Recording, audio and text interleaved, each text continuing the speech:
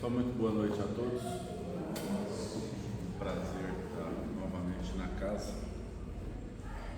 Realmente é um tema provocativo, um tema até muito frequente na nossa sociedade, não deveria ser, mas que é a traição conjugal. E aí a gente fala, poxa, mas o que tem a ver a traição conjugal com o danado do espiritismo, né? Ou dos ensinamentos espíritas? O fato é que eu estava em casa, lendo o Evangelho num certo dia, e uma certa passagem, fazendo um comparativo entre Evangelho e Livro dos Espíritos, e numa certa passagem cai o seguinte dilema: existem, abre aspas, pecados, fecha aspas, aos olhos de Deus, que sequer passam como situações corriqueiras ou indiferentes aos olhos dos homens. E aí eu comecei a me perguntar o que poderia haver de algo extremamente gritante aos olhos de Deus, mas que para nós, na Revseva, mas que para nós fosse algo corriqueiro. E assim que eu comecei a pensar nisso, veio essa ideia na minha cabeça. Eu confesso que eu pensei nisso quase que o dia todo. E à noite, naquela posição de meio dormindo, meio acordado, né? Quando a gente está meio lá, meio cá, por alguma razão que eu não sei explicar, devia estudar mais o espiritismo, talvez eu saberia, mas por alguma razão que eu não sabia explicar, quando eu estou nessa individualidade, quando eu estou nessa proximidade entre o sono e o dormir e o acordado, é o momento em que minha atividade mediúnica fica bastante ativa. Então veio à minha mente uma ideia de uma história muito interessante que eu resolvi trazer e transformar isso em uma palestra, em um bate-papo. O ano assemelhava-se em torno de 1000 depois de Cristo. Era Roma ou aquelas regiões europeias, uma área ainda bastante belicosa, onde vários povos diferentes se encontravam em territórios, e esses territórios acabavam se tornando hostis em função dessa mistura de povos de diferentes raças, de diferentes locais, diferentes crenças em um espaço pequeno. E isso em torno do ano 1000, onde nós ainda éramos muito mais primitivos que hoje, nós realmente vivíamos em constante guerra. Havia uma atividade muito interessante acontecendo no plano espiritual. Havia um espírito em condição de sofrimento muito grande dentro de zonas umbralinas, e esse espírito tinha um poder de domínio em relação aos outros de forma muito expressiva, porém isso lhe trazia um sofrimento muito severo. Esse espírito ele estava nessas zonas umbralinas já há bem mais de 10.000 anos, preso à crosta do planeta Terra, precisando ser oportunizado de um processo encarnatório. Ocorre que 2 outros espíritos, o espírito daquele que seria uma mulher, uma moça com um potencial evolutivo muito apurado para a época, propôs a um outro espírito amigo, um pouco menos evoluído que ela, de reencarnarem e que o plano providenciasse o resgate desse espírito sofredor nas mais baixas zonas umbralinas e trouxesse um momento adequado para que fosse recebido naquele lar como filho desse casal. Então, o plano espiritual assim procedeu. Uma equipe de, abre aspas, mensageiros ficou no plano espiritual com a missão de resgatar compulsoriamente esse espírito em condição de sofrimento. Um resgate em uma zona umbralina não é uma tarefa fácil, né? Quando a gente começa a estudar algumas obras espíritas, a gente se esbarra, né, em algumas dessas atividades, né, vez ou outra. Em especial os livros de André Luiz fala bastante de alguns resgates. Não é uma tarefa fácil.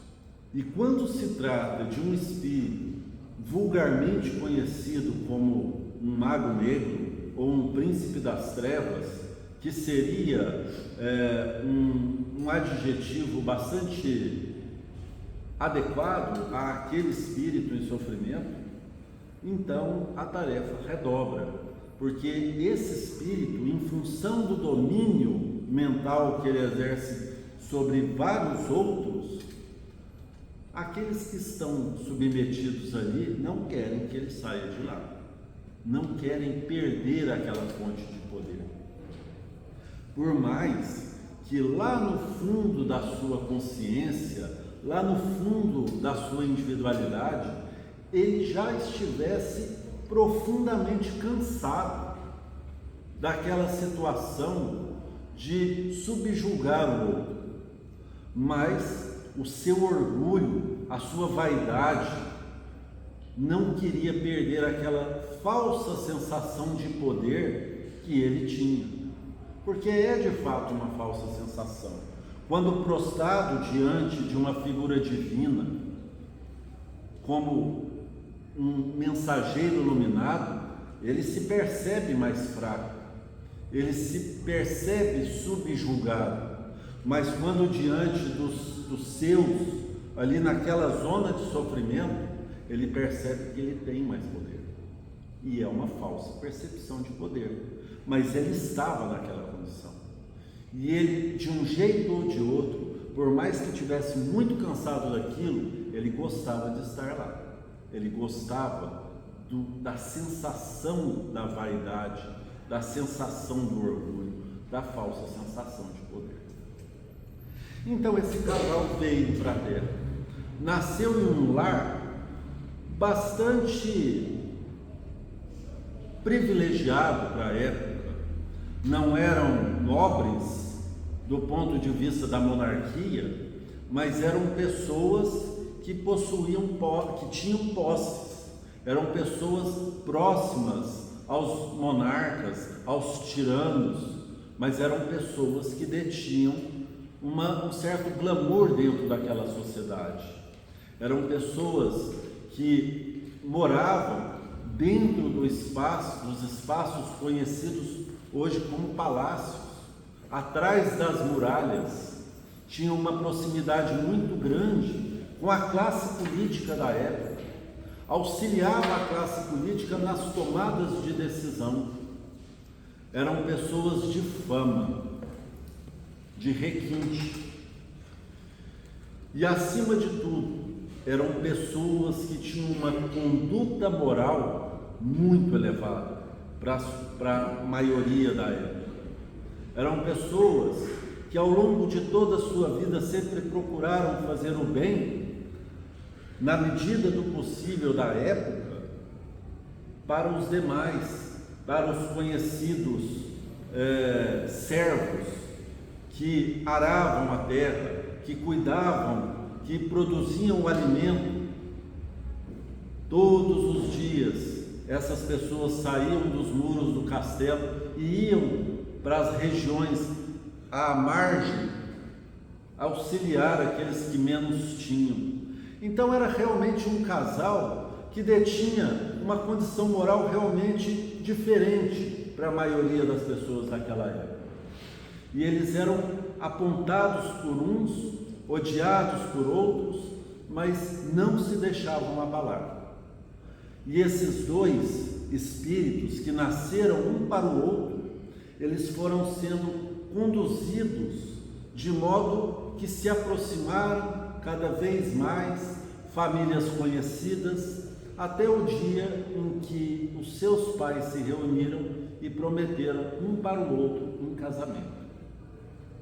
Acontece a festa, uma festa maravilhosa, e naquela noite, quando eles iam consagrar o casamento, algumas mulheres ficavam no quarto para ter a certeza que aquele casamento foi consagrado. Era uma questão de época. As pessoas tinham que ficar ali assistindo para ter a certeza da consagração do casamento. E o casamento foi consagrado. E assim como organizado pela legião de espíritos, aquele espírito foi realmente resgatado e praticamente e imediatamente conduzido às áreas do plano espiritual que são preparadas para o processo reencarnatório. Foi uma retirada muito difícil de dentro das zonas umbralinas. Foi um trabalho quase que de mestre, em que espíritos mensageiros, transvestidos de outros príncipes das trevas, retirou esse espírito de lá como quem iria conduzi-lo a uma área de sofrimento em que pessoas precisavam ser torturadas. E ele saiu confiante de que tinha uma nova missão e foi levado para uma área de resgate espiritual. Com extrema revolta, com uma revolta absurda, quando ele percebeu, imagino eu que deve ser tipo quando a gente chama o cachorrinho para passear e leva no veterinário para tomar a vacina. Mas era uma revolta terrível, e ele foi submetido aos equipamentos reencarnatórios e foi colocado no ventre da mãe naquela noite. Esse espírito, ele cresceu como um feto revoltado, chutava e se debatia no ventre da mãe, mas nada adiantou. A força do plano espiritual prevaleceu.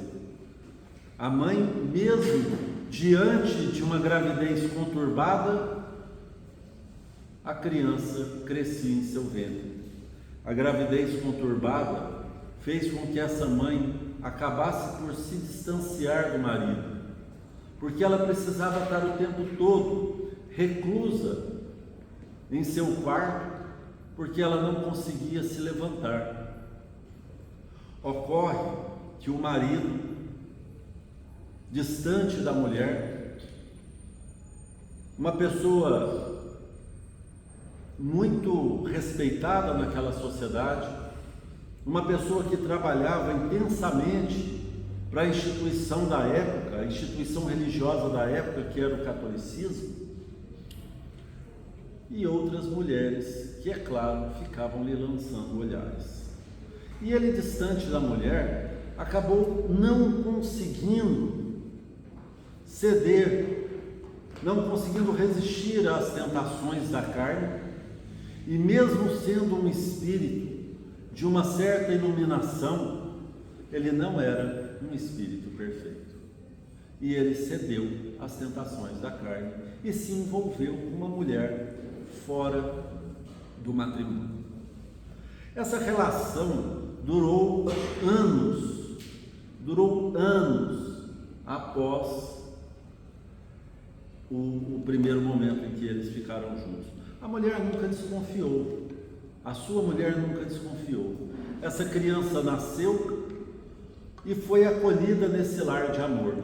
Porém, o pai, com essa vida dividida entre duas famílias, acabou não conseguindo dar àquela criança todo o amor que lhe era necessário. Acabou ficando com um lar dividido, onde a mãe oferecia todos os recursos para a condição de engrandecimento moral dessa criança, e o pai oferecia aquilo que lhe era possível oferecer diante de uma situação de duplicidade de famílias.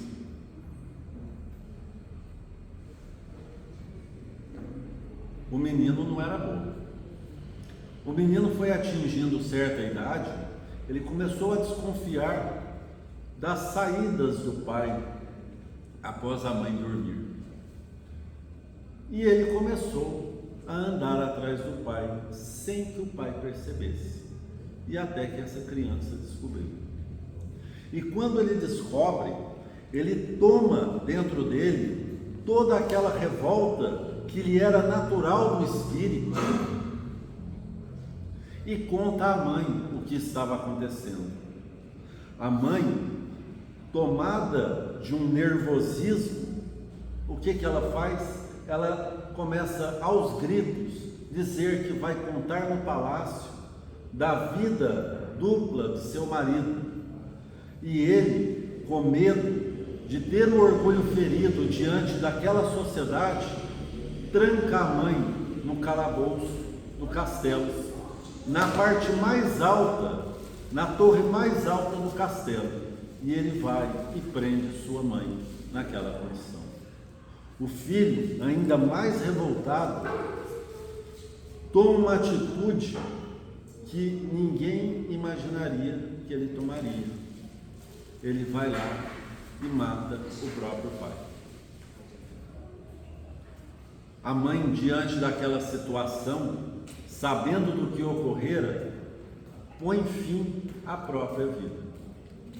E o filho, sozinho no mundo, revoltado diante de tamanha situação, faz o mesmo que a mãe. Esse filho retorna para o lugar onde seria mais natural que ele retornasse. E é um lugar ainda pior do que ele estava.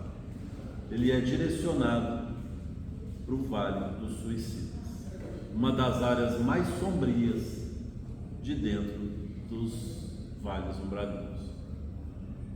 A mãe, ela é direcionada, ela é resgatada pelos missionários da luz e levada diretamente para uma área de iluminação, um hospital em que ela pudesse ser acolhida. E o marido, todo cheio de vergonha, porque afinal de contas, qual que é a diferença da minha vida aqui? Vivo materialmente, e da minha vida aqui, vivo espiritualmente. É só a ausência do corpo. Ele chegou do lado de lá, envergonhadíssimo daquilo que o fez. Ele chegou do lado de lá, revoltado consigo próprio e colocando culpa em todos, menos nele. Ele chegou do lado de lá com a consciência tão pesada que ele não conseguia nem mesmo olhar para si mesmo. E ele se cobrava daquela situação em que ele mesmo causara. E ele, num momento de lucidez, conseguiu se lembrar de uma única coisa, da conversa que ele teve com a mulher, ainda em condição de espírito, assumindo uma posição de resgate daquele espírito que agora estava numa condição ainda pior do que antes e que teria sido provocado por suas próprias ações, pelo seu egoísmo.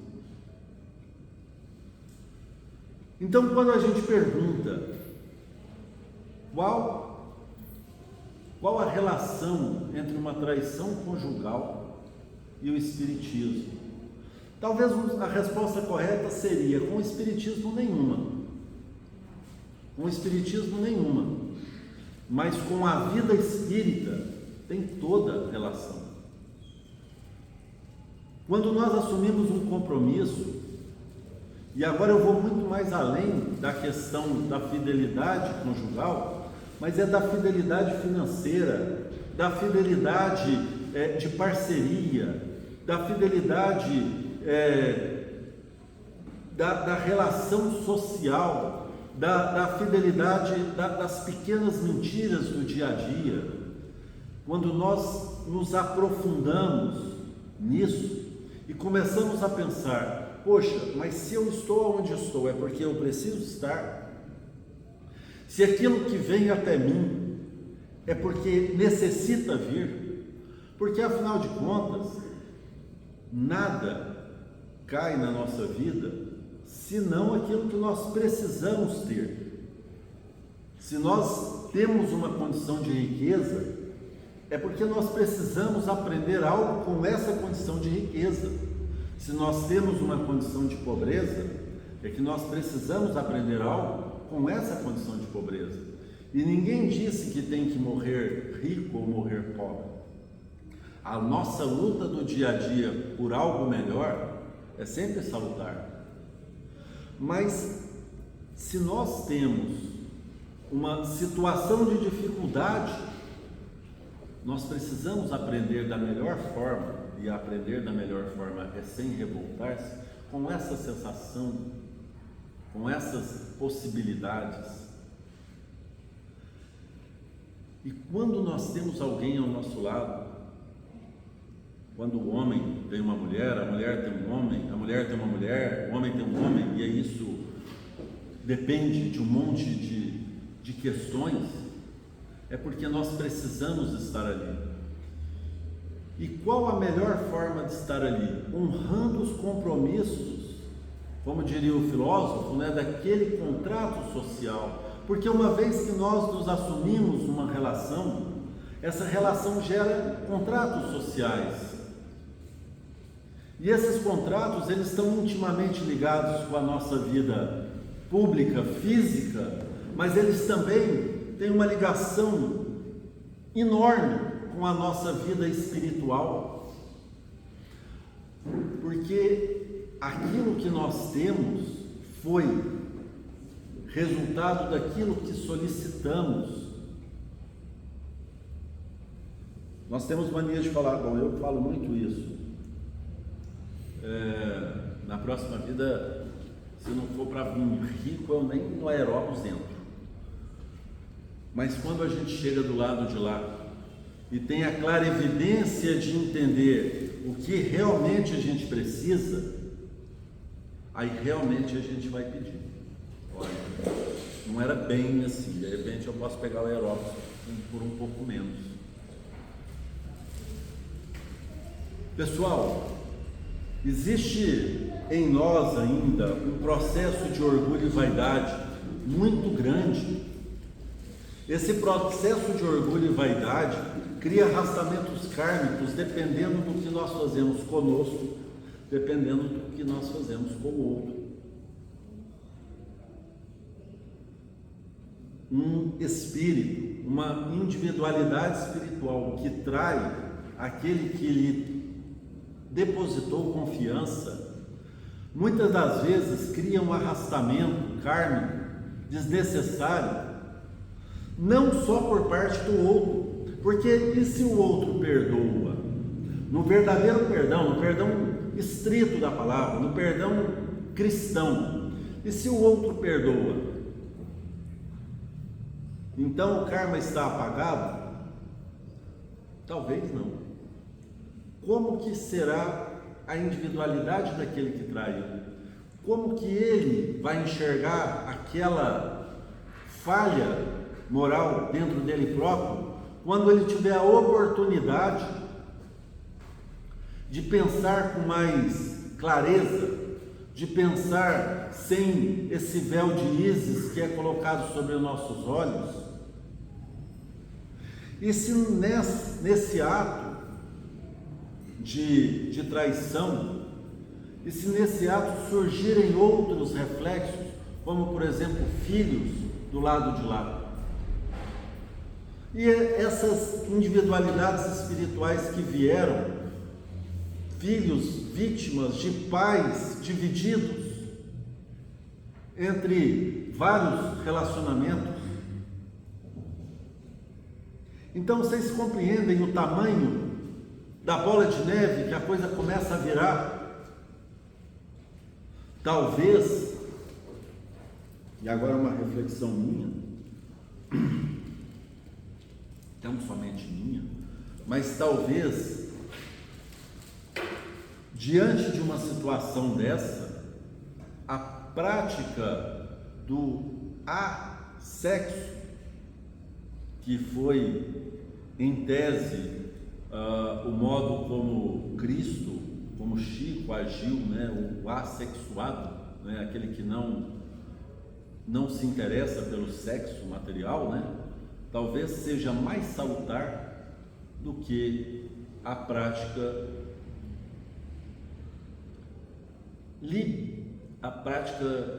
eu não queria usar esse termo, mas a prática do sexo de modo libertino. Acho pesado essa palavra. Mas enfim, nós temos que começar a nos conscientizar de uma coisa: sexo é uma coisa, o sexo para nós, ele é tão importante, ele é uma potencialidade do corpo, como diria Nietzsche, ele é uma potência do corpo tão importante como o olfato, como a visão, como o tato. Ele é mais um dos nossos sentidos.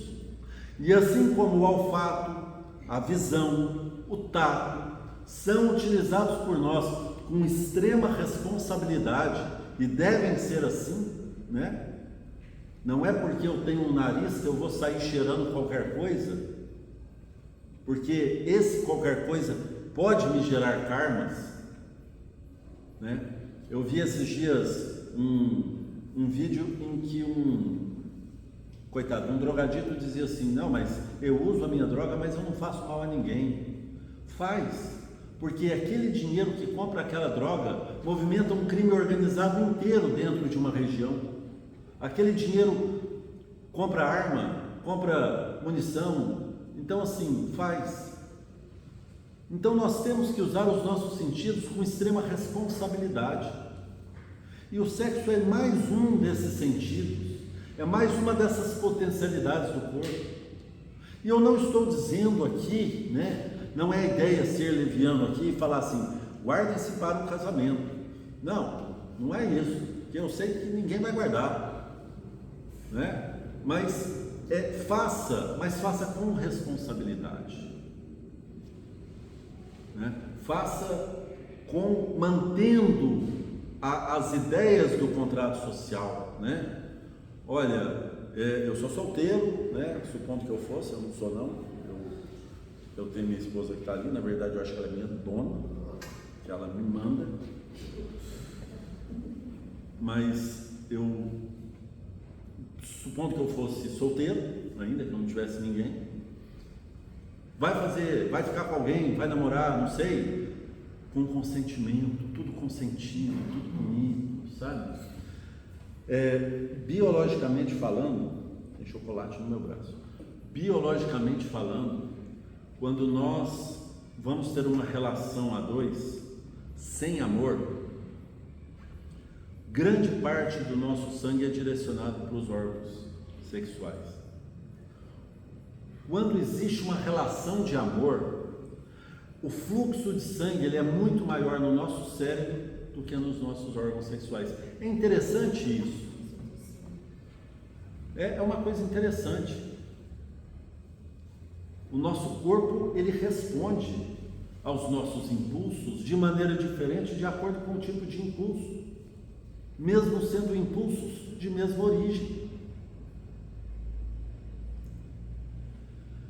O que nós fazemos na nossa vida íntima pode gerar karmas. Agora, vocês imaginam, já deu a hora, né? Vocês imaginam uma atividade sexual libertinosa, o tipo de espíritos viciosos que ficam ali se alimentando daquelas energias, como diria o meu avô, ele usava uns nomes diferentes, aquelas energias, ele falava que aquilo que vinha da terra era telúrica. Então, esse tipo de energia, essas energias baixas. Agora, quando é diferente, quando a coisa é feita com uma duplicidade, com um respeito, com carinho. Imagina o tamanho da aura de amor que não gera ali naquele ambiente. E por mais que nós pensemos, porque para nós, seres humanos, o assunto sexo ainda é um tabu muito grande. E esse tabu originou lá na Idade Média. E aí, a gente ia ter que dar uma aula de história aqui para isso. A Isabela já está cansada de ter aula de história comigo. Mas houve uma necessidade da instituição católica, na época, criar esse tabu. Houve uma necessidade. Mas hoje nós precisamos começar a compreender isso de um ponto de vista um pouco mais natural e principalmente um pouco mais responsável, para nós utilizarmos desse aspecto biológico que é o sexo, responsável como o tato, como o olfato, como a visão, e parar de transformar isso em karma.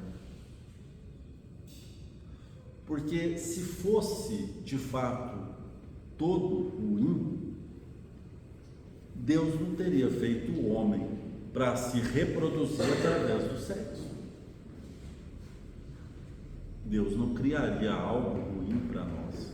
O que transforma as boas coisas da vida em coisas ruins são as afeições que nós ainda temos em função daquilo que nos arrasta para o orgulho, para a vaidade, para o materialismo. Então comecemos a pensar nos nossos processos do dia a dia, né? Como diria um autor da Qualidade Total, chamado Vicente Falcone, nas nossas rotinas do dia a dia, em algo para nos engrandecer. E como que algo pode nos engrandecer? É uma frase que eu falo para mim mesmo todos os dias. Diante de situação X, como Chico agiria? Eu não vou conseguir chegar nem aos pés do Chico nesse processo encarnatório. Mas se a gente não começar, a gente não vai chegar a nunca. Então pensemos nesses aspectos da vida a dois com mais cumplicidade em relação aos nossos parceiros. Seja parceiro, seja parceira. Pensemos com mais respeito em relação ao parceiro e à parceira do outro. E acima de tudo, sejamos felizes. Vamos fazer o outro, a outra, a pessoa que está conosco feliz.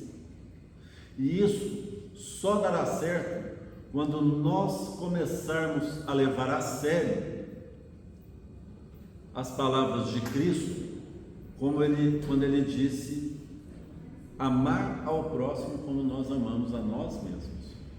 Quando nós começarmos a olhar o nosso próximo através dele, com os nossos olhos, quando nós começarmos a enxergar o irmãozinho que está do nosso lado, a irmãzinha que está do nosso lado, nos colocando na condição de todos filhos de Deus, como se fosse uma extensão de nós mesmos. Nesse momento, a gente começa a caminhar em prol do que Cristo tentou fazer quando veio à Terra, nos ensinar a amar. Obrigado.